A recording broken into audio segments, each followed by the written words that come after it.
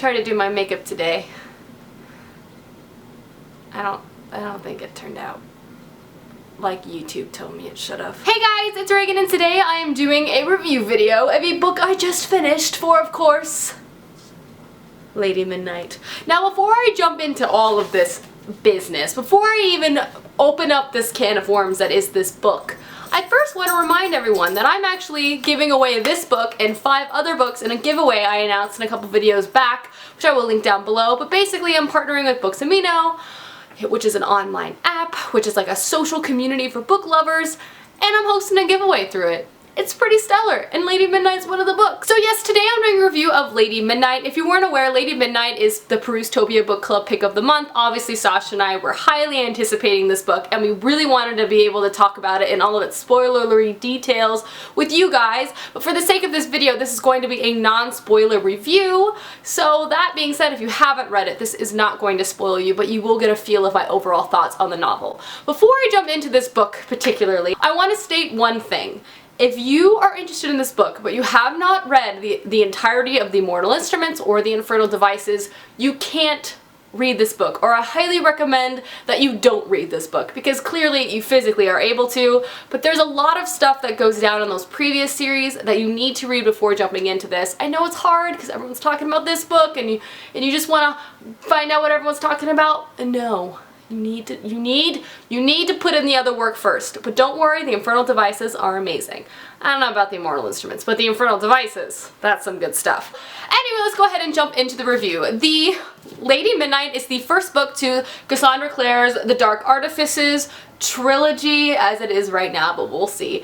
And just letting you know off the bat, best book Cassandra Clare has put out to start a series that I've ever read by hers.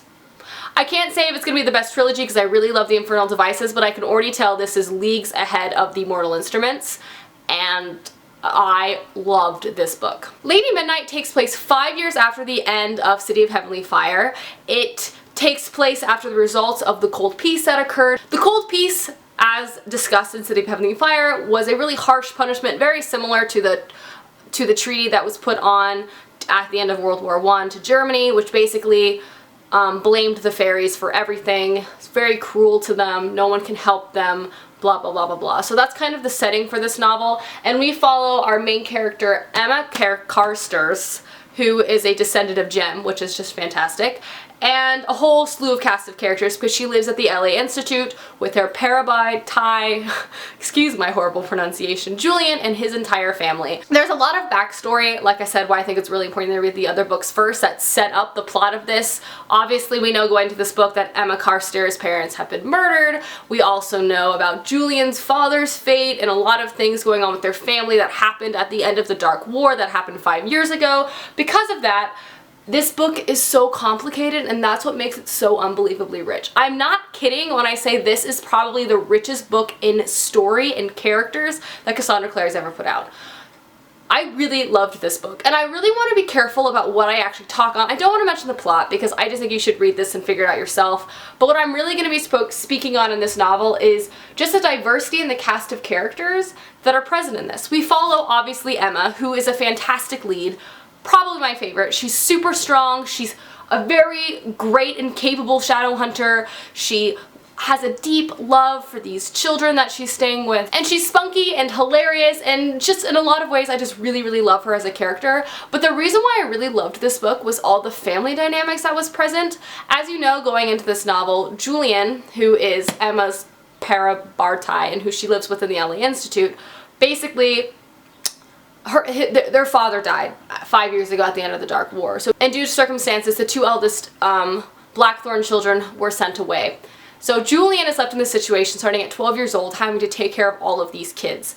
And it's such an interesting and difficult and complex situation that I thought Cassandra Clare dealt with super well. And all the children are very different, and they have very different issues, and it's just an interesting thing to see this complex situation that Julian's in as a young boy who's basically thrust into parenthood and loses his identity as a brother and is shifted into this identity of a parent.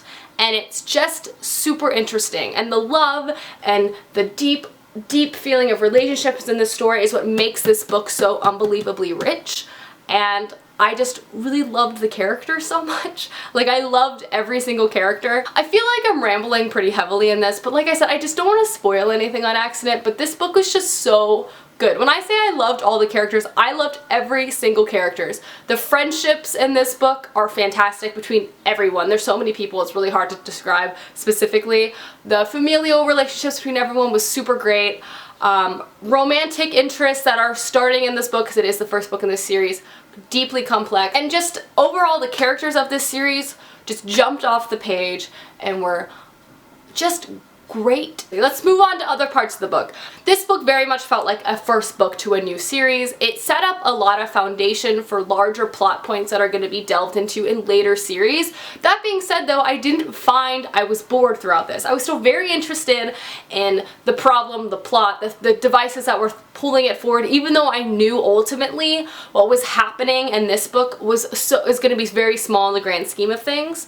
The themes that I enjoyed most of all, and I think were explored very well in this first volume, and I'm interested to see how it's explored further, is this idea of the establishment and how the establishment may say something, and just because it is law does not mean it's correct. And this is definitely something that's important throughout history. We can reflect back to the civil rights movement in terms of people rising up and challenging the government to say, yes, you might say this is how it's supposed to be, but we don't think it's correct. And that's how true reform and true change happens. And I think reform is going to be a huge part of this series. I'm just guessing here, because it's just, it's brought up a lot. The Blackthorn motto is, a bad law is no law, and I feel like that is going to be heavily delved into in this series, and I think that's a really interesting thing because it's prevalent in our society on a daily basis. Overall, excuse my incessant rambling, this book was fantastic. Like I said, my favorite start to a Cassandra Clare series.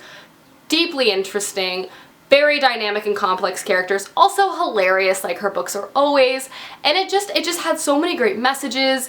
It had so many interesting places I feel like this story is gonna go. It killed me like her books always kill me, and it was just such a wonderful read. It had wonderful diversity. When I say diversity, I mean both racially diverse, but then also like emotionally diverse. We had people who were just a little just not everyone in the story felt mainstream, you know what I mean? And I appreciated that. Everyone kind of had their quirks, which I felt them to be which made them be able to be related to by a lot of different people. And that's why I just loved it so much. I just really liked this book. Like I was worried going into this because I was worried I was outgrowing her books, because the last 3 installments of The Mortal Instruments I thought were just alright. I wasn't totally in love like I was with The Infernal Devices, but this book made me realize that her books are not only a whole lot of fun, but they do have something to offer as well, and I just thought this book was really great. So I gave it 5 out of 5 stars.